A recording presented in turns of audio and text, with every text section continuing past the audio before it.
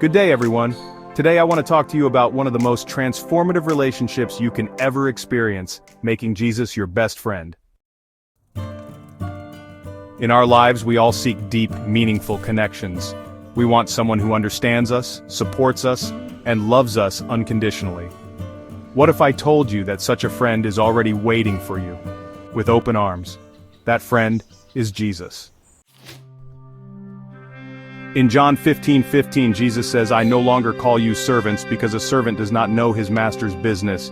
Instead, I have called you friends, for everything that I learned from my Father I have made known to you." Jesus offers us a friendship like no other. He invites us to be a part of his life and to share ours with him. So how can we cultivate this incredible friendship with Jesus? Here are a few steps. First, through prayer. Prayer is our direct line of communication with Jesus. It's like talking to your best friend. Share your joys, your struggles, your hopes, and your fears. In Philippians chapter 4, verses 6-7, Paul reminds us, "Do not be anxious about anything, but in every situation, by prayer and petition, with thanksgiving, present your requests to God. And the peace of God, which transcends all understanding, will guard your hearts and your minds in Christ Jesus." Second, immerse yourself in His Word. The Bible is our guidebook, full of wisdom and encouragement. As you read, you'll learn more about Jesus' character and his teachings. Psalm 119, verse 105 says, "Your word is a lamp for my feet, a light on my path." Let His Word illuminate your path and draw you closer to Him. Third, worship and fellowship. Worship is our expression of love and gratitude to Jesus. Whether it's through singing, praying, or simply reflecting on His goodness, worship draws us into His presence.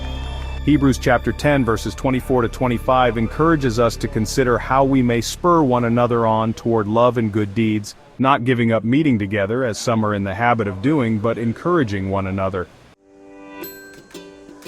Fourth, serve others.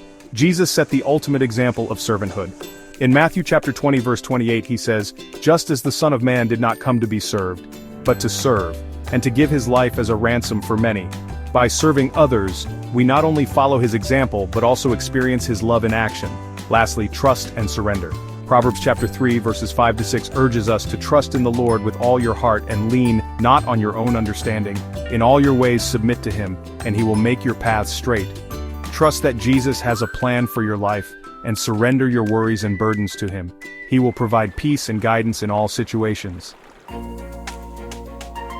In conclusion, making Jesus your best friend is a journey of constant prayer, immersion in His Word, worship, fellowship, service, and trust. Remember, He is always there, ready to listen, to guide, and to love you unconditionally. Embrace this friendship, and you will find a source of strength, comfort, and joy that transcends all understanding. May you all be blessed on this beautiful journey. Amen.